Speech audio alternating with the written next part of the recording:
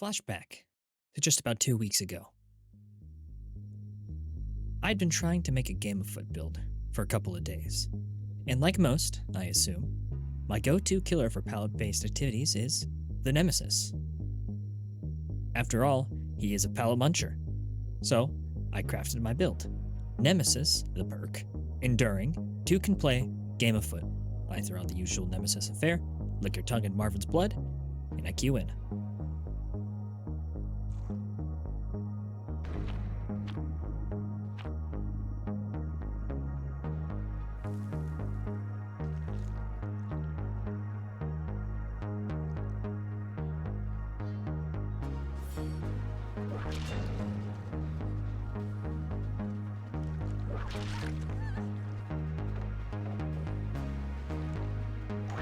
Wait. It didn't activate.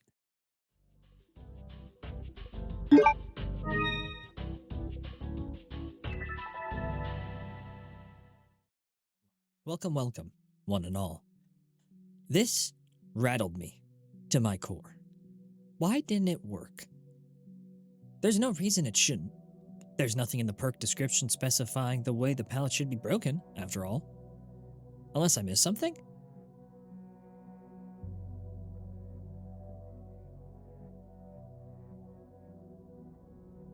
As I figured, I don't have enough of a life to miss that kind of change.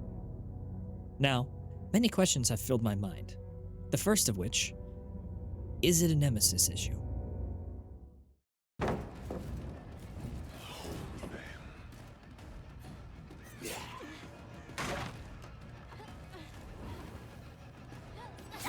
It isn't.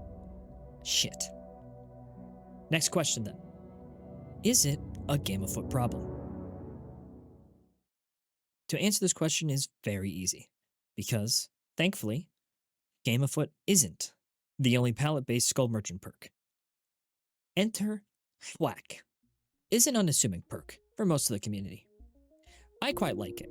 It's not too complicated, and after some of its recent buffs, it's pretty useful. However, I haven't used it much since the buff, so I had to do some testing. Like Game of Foot, I tested several killers, with many different ways of breaking pallets, and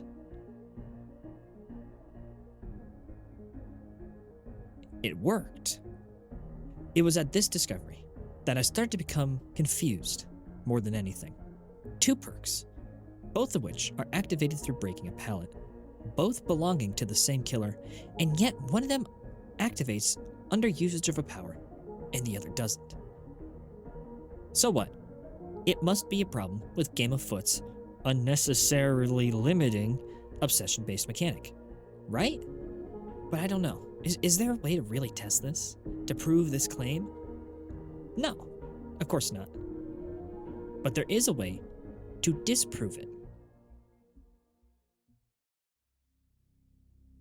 Flashback to September 18th, 2018.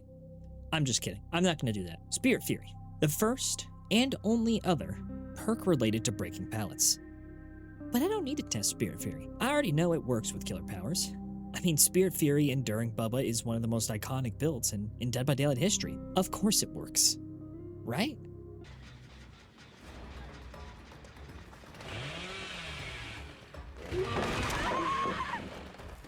So, it does still work.